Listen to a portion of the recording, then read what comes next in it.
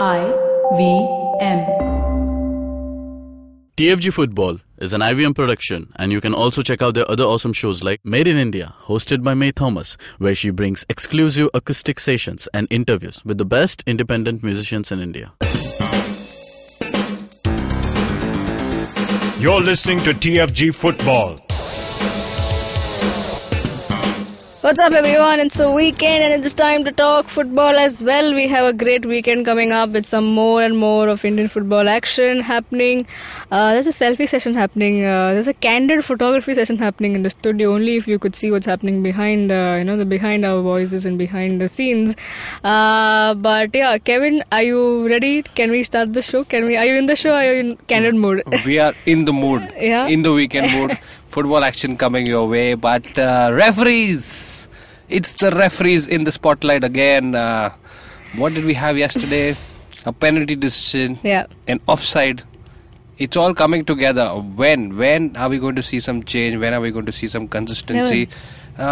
It just keeps getting, it just keeps happening over and over again. See, you just spoiled the mood of the show. We both started off saying, in fact, it's weekend, and then you go with the referees. And I'm like, damn, you just spoiled my weekend. What is this, Kevin? What is this? I know, but yesterday's match, I think, highlights all of that rubbishness. But coming back to the match again, 2-1 victory, a fair result, Kevin, for Goa? I don't know. I think Jamshedpur, for them, the first 10 minutes of each of the halves and a bit of the last 5 minutes belong to them. I think they played brilliantly. They deserved a goal if the way they were playing at that moment they would have got. But Jamshedpur have that problem. They create a lot of pressure. They reach the final third and then just they forget what is to be done. There's so much panic. They lack composure in front of the goal. And yes, they were not supported by the referee's decision twice. Firstly, the penalty decision, but we talk about decisions going wrong. We look at the replays, we look at slow motions, we look at different angles. But for the referee, it's not that easy. So it's easy for us to sit. For him, it's just the first glimpse, and then that's it. That's the decision that he takes. It's that one moment and one angle. He has to make a decision in the split second of office, and the assistant also sometimes is not of much help because he's usually blocked from between. He's got lot more things to do rather than the referee. So yes, the penalty decision was kind of obviously Jamshedpur will complain about that, and FC Goa, I think they were back to their usual passing game. We seen the way they start passing right from the kickoff. They just own the game that day. But Jamshedpur a bit you feel sorry disappointed. For them. Okay. Chiranjit, your thoughts on the whole game? Yeah, so Jamshedpur FC, I'll tell you a story. So a few years back, I had been to Manali and I was going towards Rohtang Pass. And this guy, he had a Tata Nano and he had driven it all the way to Manali from Delhi. Okay, of course, it has to be a guy from Delhi to do something stupid as that. So he had driven the Tata Nano from Delhi to Manali and he wanted to go all the way up to Rohtang Pass on that Tata Nano. And he wanted to go a little bit way up the pass. That was his basically adventure weekend in his head.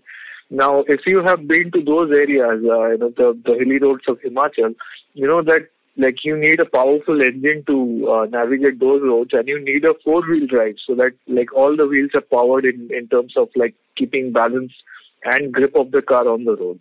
So this guy from Manali to Rohtang Pass, he starts driving, and I think we were on a Tata Sumo right next to it, and there comes a turn where it's particularly steep, right?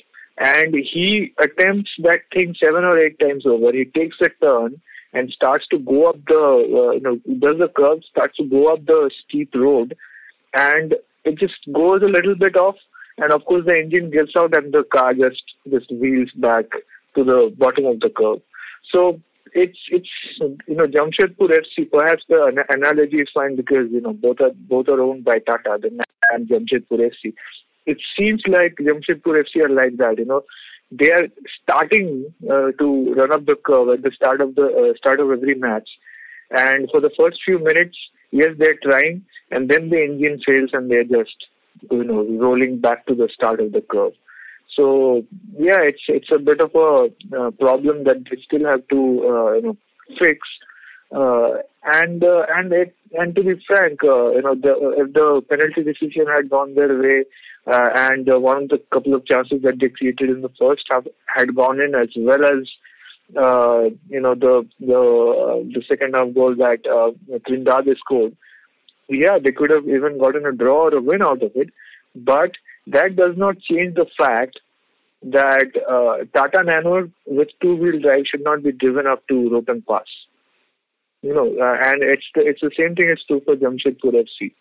You can have a result like this, and you can argue that you might have won, but that still does not change the fact that the attack that they have is not suitable to carry them through the whole season successfully. So yeah, that's the story. Kevin, did you think that for a second did you forget that this was a football show? No, I was just about to say, I was just looking up the papers, if you were supposed to put a disclaimer saying this is sponsored by Tata Nano or Tata Sumo, but that's not the case. Okay, Chiranjit, we get to... Jamshedpur FC is Tata, dude. Everything is Tata. No, but the show isn't. Yeah, probably the mic you're speaking into is probably also Tata. Who knows? Tata is everywhere. No, it's not. Our sound engineer has confirmed that it's not. So we move on with that. Okay. And now we have plenty of action coming.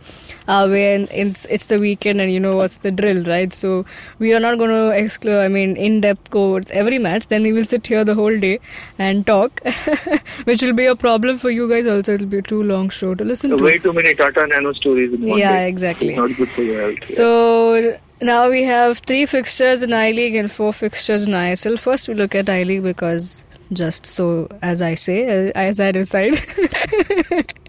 And the 2 matches that we're going to look at closely are Aizawl versus Chennai City and Shillong versus Minerva. Now before that, today we have Gokulam playing Indian Arrows. Now Kevin, I'm going to come to you. I'm going to ask you directly scoreline prediction for this game, and in short, very short, how do you describe this game as? Because both are struggling. Both are debutants. I don't know what else to say. So, if there is one team that is slightly better than Churchill Brothers, it has to be Gokulam FC, Gokulam Kerala FC, and Indian Arrows. We won't put them slightly better than the Indian Arrows. At least we see some fight from them. Yeah, definitely. And Indian Arrows it does not fit into the category of Churchill Brothers or Gokulam FC. They are way better. I'm just talking about the way things have been approached from the technical point of view for Arrows. I think they're a well balanced side. Gokulam FC, we know they are a very young side, considering that their players are not very experienced in the top division. We've seen how Minerva, with the less preparation time that they got last season, they slowly started to show signs of improvement. Gokulam FC have not hit that form as yet, but this will be a good matchup. Gokulam FC to put their best foot forward, get their best playing 11, and probably get a win over here over Indian Arrows. And Indian Arrows are a side that they will not give up towards the end as well, irrespective of the scoreline. So the interesting scoreline. It's tough to see goals. Goalless draw? Not a goalless draw. Maybe 1-1. Okay. Chiranjit, your goal line prediction for Gokulam Kerala FC and Indian Arrows. Yeah, so when a player of Odafa's caliber slowly loses his prime, what happens is that he can no longer function in the big games. But when he finds a side which is a little bit junior, which is a little bit inexperienced, then he can still use his experience and extra skills to just navigate that defense and be there at the right spot at the right time, and the young side will make some marking errors or positioning errors, and he will take advantage of that and get a goal or two. So I think Odafa joining Gokulam, it's to transform these lesser challenging matches from potential draws into wins, and that's what's going to happen. Maybe 1 goal for Odafa, maybe 2. It's going to be a win for Gokulam. Okay. Thanks to that kind of approach. Okay then. Now let's move on to another interesting fixture coming up in I-League, which will be tomorrow between ISL FC and Chennai City. Now, Chennai City we saw, right? They went to Shillong and showed us a good game. Here, once again, they're going to the northeast side and playing ISL, the defending champions. But Chennai has always shown us improvement. They even showed against in the previous match. Kevin, ISL versus Chennai, what do you see here? Do you see a good contest, or do you see maybe Chennai falls under the pressure of playing at a different altogether? The defending champions are wounded at the moment. I think things did not go their way. Obviously, the coach thought it wasn't on the field. It was mostly by the referee that they were undone. I think this will be a show of strength by Azol, and Chennai City may not be able to handle that pressure. Yes, they have been improving, but a strong side like Azol, I think they are up there for the title challenge to retain this title, and Chennai City will not be someone who's going to come and give them an easy task.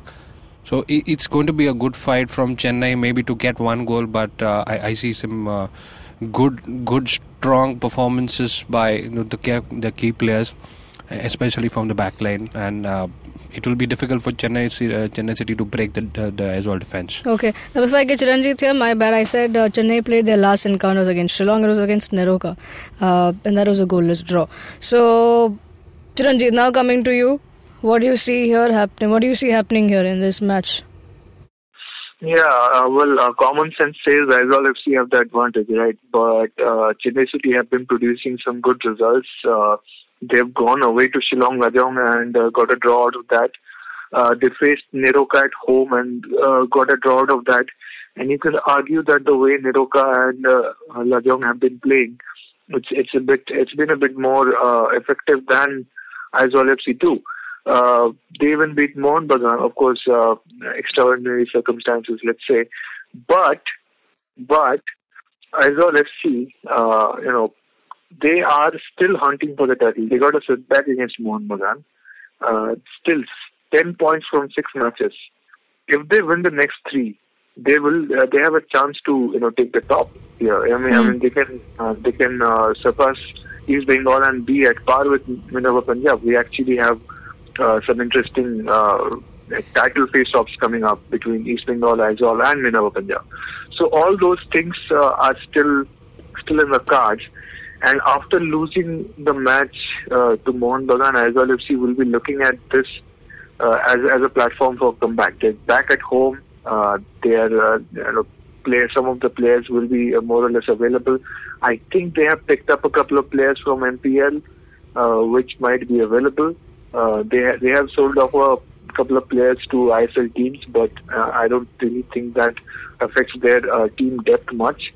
So all of that, taking into consideration, this is a really hard one to judge. But I will just go with Aizawl FC here because playing at home, they have that initiative, and Chennai City, they have been traveling between matches for a long time, and they've had a couple of days less rest than Aizawl FC. So I'll just say, Aizawl win this. Okay. Kevin, are you giving Chennai a win here or Aizawl a clear chance? It's going to be a strong performance by Aizawl. So as I said, Chennai City will find it very difficult to even get past their defense. Okay then, now we move on to the next match, which is going to be the favourite for Kevin because he's going to take all the limelight here. Because the other match we're going to talk about is Shillong Lajong versus Minerva Punjab. Kevin, are you nervous for this, or are you just very confident and saying, bring it on, Minerva, we're going to do this? Minerva are looking great. I think it's not Chencho for Minerva. It's not Dano. It's not 1 or 2 players or 3 players. It's the entire team that makes it difficult for the opposition. And Minerva, just see the transformation from last season. They've just moved past from that, one of the worst starts that any side could have. But look at how they've changed things. A lot of improvements were required in different places, and they have managed to cover up those loopholes, and this season it's difficult to take out the attitude from them, their comeback attitude, their fighting spirit. I think these are the attributes that will take them to the top, just like Aizawl did last season. I think Minerva are the Aizawl for this season. Okay, well, Chiranjit, it's an interesting game over here going to happen. Do you see Minerva continuing their domination? East Bengal fans I know are like, already offering pujas and doing mannats so that this game turns out to be a draw. So, Minerva Punjab have taken people a little bit by surprise by winning so many and winning crucial games, beating some very tough opponents as well. This is for them a test because so many times we have seen clubs who were on the way to become champions, dropped points in Northeast India, could not adjust to the situation, just fell short of breath on match day and slowed down and allowed Shillong Lajong to take away points from them. So it remains to be seen whether Shillong Lajong will be able to do that. They have been not doing bad, 14 points from 9 matches. I think they are having their best season ever so far in their history. I think the last season they finished 5th, which was the best finish yet. And now they're running 4th. They actually have a good chance to take over and go beyond Neroka and even challenge East Bengal. So, they will be thinking about that. Minerva Punjab, they have got that result against Mohun Bagan, and now I think the pressure will start showing because now people expect them to win every game. People will, want them to really go for the title here. And they've got half the league still left. And they got East Bengal, Neroka, even Aizawl FC. If they keep winning, these 3 clubs will be really breathing down their necks. So the psychology will start to change, the challenges will start to change, the way other clubs will approach that match. People actually went for a win against Minerva Punjab at the start of the season. Now they will be thinking a point is good against a club like that. So there will be like 100 different types of disruptions that other teams will run against Minerva Punjab, and Shillong Lajong will not be shy from doing that. They have made a name for themselves by taking away points from title contenders, especially at home. And they might try to do the same on Sunday. It's up to Minerva Punjab to break the deadlock and get a win here. Okay. So Kevin, are you standing off? What's the final? Who's the winner here? Shillong, Minerva? Minerva definitely looking strong, but we won't see any less goals from both sides. So it could be a 3-2 win to Minerva, but it's going to be hard fought. Okay. Interesting thoughts out there. Now it's time to slip into a short break, and on the other side we have a lot of ISL action, including one very interesting bit. We'll come to that after the break. We're from the Daily POW, a Bombay-specific food and culture website, and we have a weekly podcast called The Podcast. That's POW with an O, not with a V. Why is it with an O and not with a V when most people spell POW with a V? Because it's POW, not powerful. And some people also spell it with a U. Like Pau, like feet. Like Paulagu. Yeah, like Paulagu. So weird. To listen to more of us and what we have to say about the city and its culture and its food, listen to the podcast every week on IBM Podcasts. Welcome back, guys. And after clearing our throats, after clearing our throats is what I meant, but yeah, we just did that. We are back again with some ISL news, but before we enter, it has a little bit of connection with I-League. Now it's kind of like it's showing a little of merger kind of a thing over here, because before I talk about that bit, I would like to say that Mohun Bagan, we start off with Kolkata because even ATK is going to play during the weekend. Today is where they play against Northeast United. So we start off with some Kolkata connection. Now we saw that but Chiranjit predicted that Chroma will be kicked out and he'll be said goodbye, and that's what happened. Later towards the day it happened, and Chroma was bid goodbye by the team. Siju, I would like to correct you. He was not kicked out. Chroma was not kicked out. They mutually agreed to separate. Okay. Beautifully put. Yeah, very subtle. Oh, so you're done? Yeah, Oh, I was so- supposed to take over. That was my cue, huh? Oh, I thought you were continuing with that. Okay. Because sometimes a correction just goes on, so I was just giving you space and time. Go on with it. But it's coming to you only. Take us, give us some more information. What's happening? Do we see? And who's coming in? Who's going out? What else is happening? Yeah. Yeah, imagine one of those latter-day Rambo films, no? The movie always opens with, the hero who is away in some village. He's doing farming and whatever it is. He has no connection with the world. He doesn't want anything to do with the world. And then somebody just approaches this small hut, in a valley, a lonely hut. He approaches and he's like, "You Rambo?" And he's like, "Who's asking?" That's what's happening with Mohan Bagan. Randy Martins used to be the most fearsome striker in India. When he was playing for Dempo, he was their main weapon when Dempo put on that scary spell for a decade when they won the National League 5 times. That was during his prime. He scored I think he has the most goals scored in the Indian top division record, 163 goals.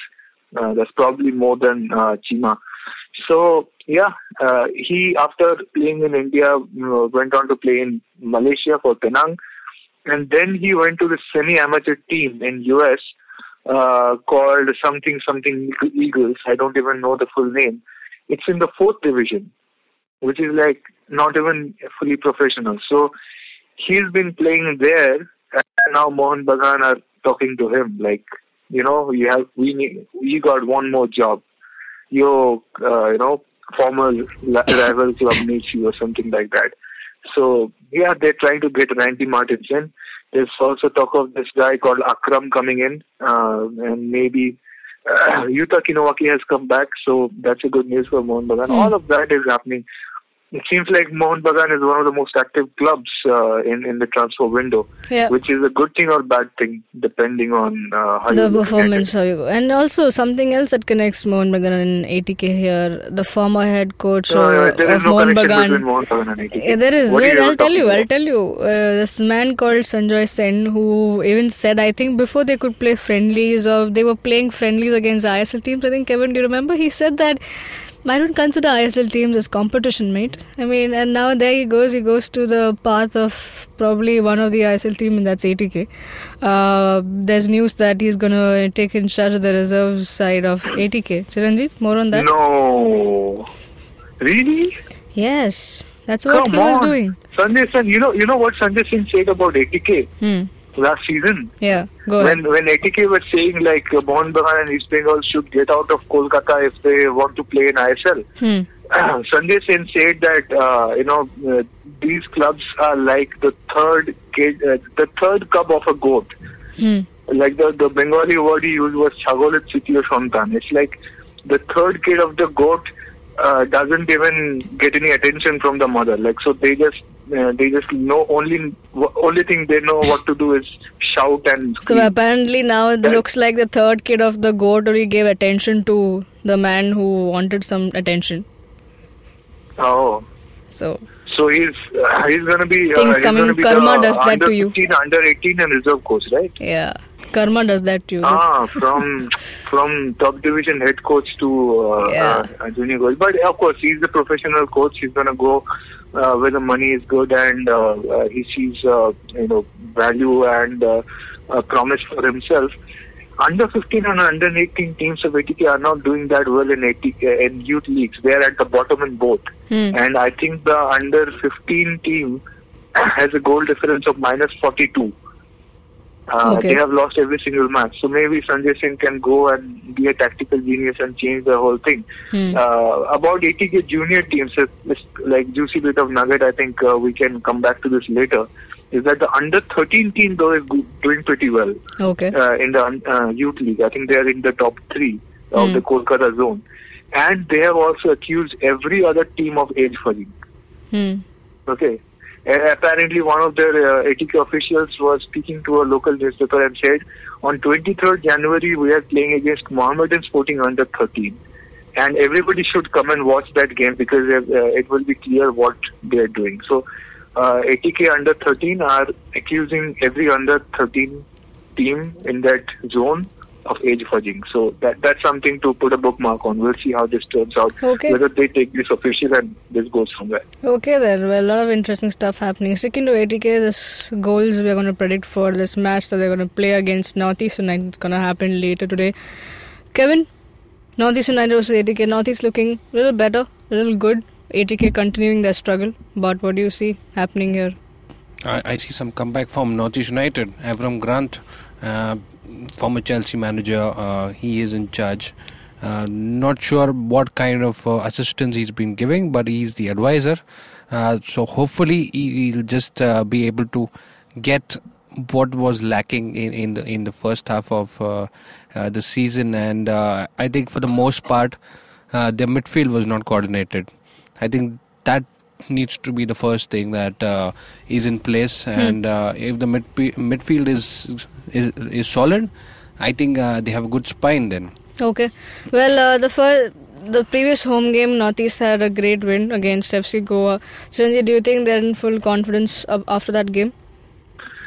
Yes, Northeast United did well against Goa, but Goa were a little bit of unlucky in that game. But I'm just looking at this game is tonight, and I'm just looking at the squads and I'm looking at the situation.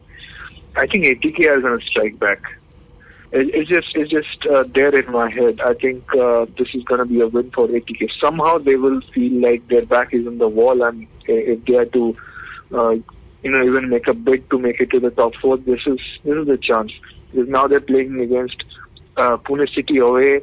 And of course, they're going to play. I think Chennai FC is the game after next on the 25th of January. So it's all back-to-back tough games coming up. So if they are to be in a good position going into that and have a positive outlook for the second half of the season, league season, they really need to get a win here. The draw is not good enough. So they will be desperate, and I think if this ATK squad really puts it out there, they can easily overcome what Northeast United have. Okay. Just the mere caliber. You count how many bullets or how much artillery every team has. ATK overwhelmed Northeast United. It's just that they have not been able to use their weapons properly so far. Okay. So I'm gonna just go and say, something's going to happen, ATK will win. Okay then. Now tomorrow we have, it's interesting, before I go on with the previous match, ahead the matches that are remaining, when I'm looking at the points table, the matches that are coming up on the weekend looks like, tonight's match, it's a 8th place team versus a 9th place team. It's ATK versus Northeast. And then tomorrow we have the 2nd place team versus the 3rd place team, Chennai FC versus Pune City. Ken, I'm coming back to you with this before we go on with the other matches. Now this game looks very interesting because both the teams are looking really good. Chennai had a bit of setback in the previous encounter, but that's what football is all about. But then when these two teams were in a formidable condition, just a point that separates them from the first place team and among them. Expect a cracker of a match, right? Yeah, totally. Both know what is at stake, and we are at such a point in the league that small results also will make big changes later on. So it goes by saying that these both teams will not be giving up, and by that we will see a physical battle. We will see some decisions by the referee that might just spice things up some way. Physicality I see more in Chennai rather than Pune City. Pune City are much more swift in their movements. Their counter attacks are just pretty solid. I think that has been pretty clear from the first game itself. Speedy players right at the top, and Chennai we do know that they are capable of scoring from all sides. The defenders step up, the midfielders are there. set pieces might make a difference. Pune City haven't scored too many from free kicks, and the open play is what their strength is. And Chennai, I think it's the other way around. Their free kicks are pretty pinpoint, and they've got the height as well. Chennai look solid when they are even off the ball. So that's going to be a challenge for Pune City to hold on to the ball as much as possible. So I see a good tactical game from both ends. A second half is going to be a very interesting one for this. Okay. Chiranjeev, do you think both these teams dropping points in the previous encounter will cost them in this game as they play against each other? Because Pune dropped a point against Kerala Blasters and Chennai dropped a point against Delhi Dynamos. Both the cases, they were in the lead, and towards the end is when the opponent scored. So what do you predict when these two are playing against each other? You're gonna see some cautious gameplay from both. What's a little bit similar in the last game that they played was that they were both playing against teams which are down in the dumps and really were desperate to get something going for this. So it happens sometimes, even when the teams which are on paper way worse than you will get you because simply they are more hungry for it. So who's going to be more hungry here? Both are almost up there.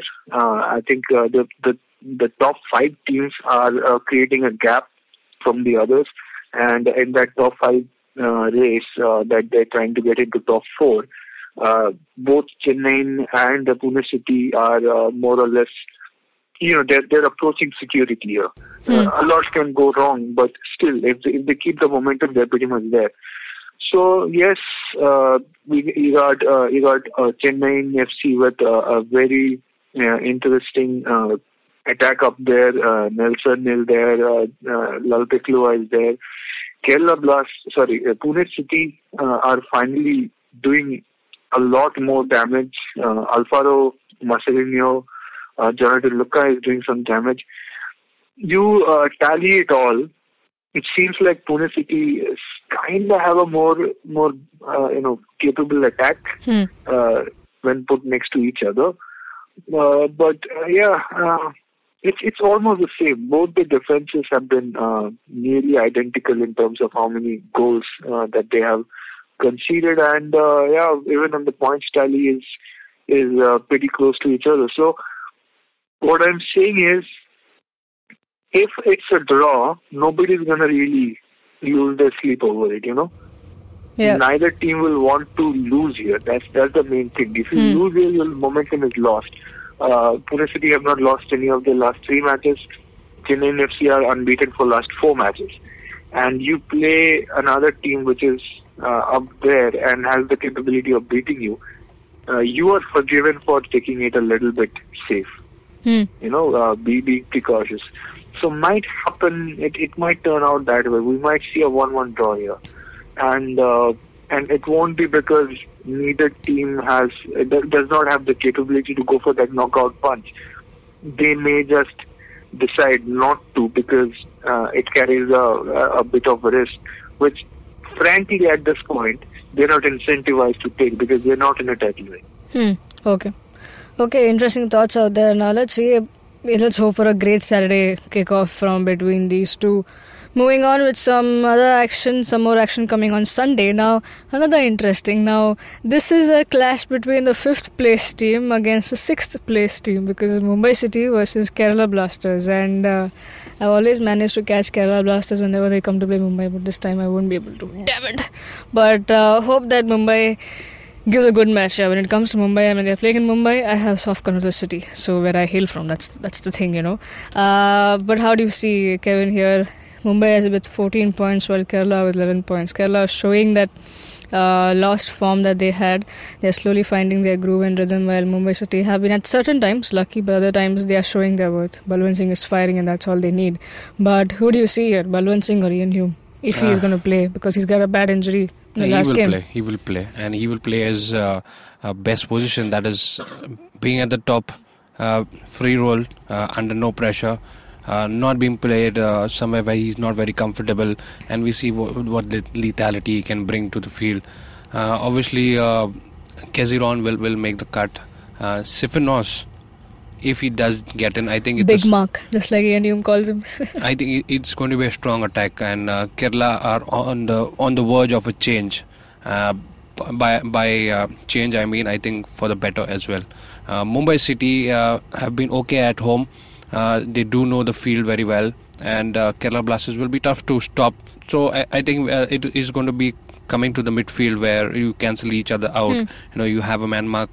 You have a player who would be man marking somebody like Ian Hume.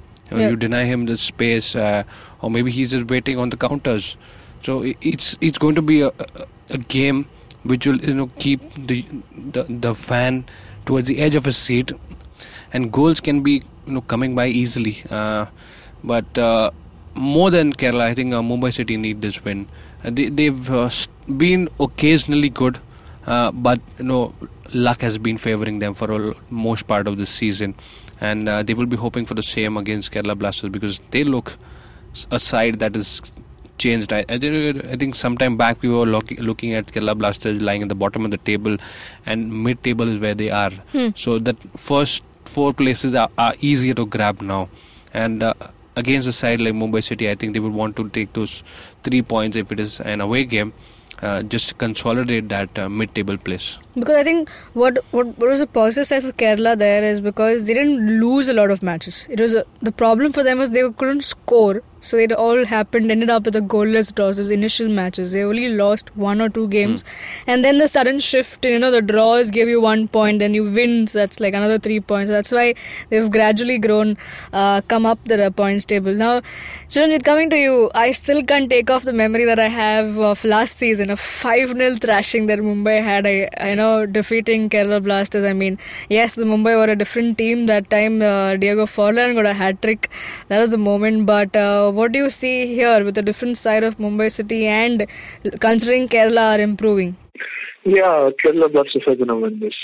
They really hit the jackpot when they sort of redid their attack and decided to give a cheap African kid a chance over a yesteryear star from a very big club. So it's very simple. I think either don't start Berbatov or treat him like the under-19 players in I-League. Some clubs start a kid and 25 minutes later they substitute him. Same thing should be done. And if Ian Hume gets the kind of freedom he got in the last game, if Keviron gets enough time, if others are given the same kind of time and space to do their own thing, there's no way Kerala Blaster does not win this. They have to mess up majorly in the defense to allow Mumbai City to score the same kind of goals that they are capable of scoring now. So KBFC have managed to make that transformation. They have the momentum, and maybe they cannot exactly take the revenge of that 5-0 loss, but they can surely go for a 2-goal win here. Maybe it's a 1-goal win to be more realistic about it. So I'm going to predict a 1-goal win for KBFC. Okay, well, the final match that we're just going to run through it because we don't want to talk much about it. There's nothing much to talk about it because this is the game, Kevin. Now it's a top place team playing the bottom place team, and the difference is 18 points and 4 points. Like, they've not even able to manage to kick. They're still in the single digit there with just 1 win and a draw, and then they've lost all of them. Delhi Dynamos. Delhi Dynamos came to Bengaluru FC. They had a 3-0 if I'm not wrong. It was a 3-0 victory for Bengaluru FC, and now here Bengaluru are travelling to Delhi. Kevin, goal line, please. That's it. And let's end the show. The last time when these two teams met, I think at the end of it is where Delhi Dynamo started to crumble, and it's sequel. Yeah. Sequel time now. Yeah. Score line. That's it. Yeah. Nothing more. 2-0 to Bengaluru. Okay. Very subtle. That is very 2-0 is okay. I don't think they'll be so bad, Delhi. Okay. They should put up some fight. Okay. Chiranjit, goals. That's it. Yeah, have you seen Pyasa by Guru Dutt? And remember that song in the end? I think Rohan Sharma is going to be like that by the time the game is over. Chala do, lita do, mita do, ye duniya, mere samne se hata do, ye duniya. That's how it's going to be. towards the end of the game. Okay. I think that sums up who you predicted the winner in this game. And let's see who has the last laugh, if it's Bengaluru FC or if it's Rohan Sharma, just to continue the banter. Just to keep the banter going on. Well, that's all, folks. A pretty long show because, of course, there's a lot of action coming in on the weekend and we couldn't miss out on anyone. Now, if you enjoyed and liked it, then show us some love, guys. Like, share, subscribe to our YouTube channel, hit the bell icon so you don't get updates of a new episode. Let us know your thoughts about all these matches and everything that we spoke about in the comment section below. If you're not doctors, you can do that as well. Chiranjit Oja, Bozanusko, Kevin, Sujumatthew94. Those are our Twitter handles. You can also, and please do follow the TFG Football Twitter handle to get all the updates of Indian football. Also read about all of these on our website, thefangrass.com. Have a great day, guys. Enjoy the weekend. Enjoy the matches. Come back to us next week. Cheers. Bye-bye.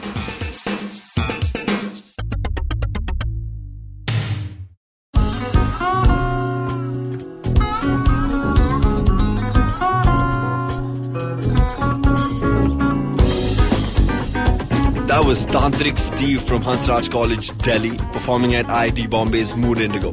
Just like them, there's a lot of new talent and art coming out of colleges all across India, but unfortunately most of this goes completely unnoticed or ignored.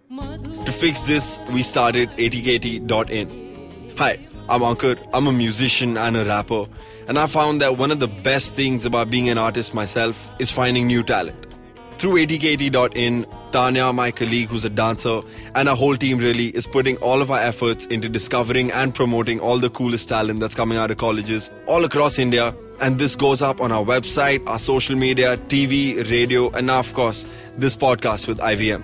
Make sure you go to our website, support the talent with your likes, your shares, your comments. All of that really matters. Go ahead, check it out. atkt.in.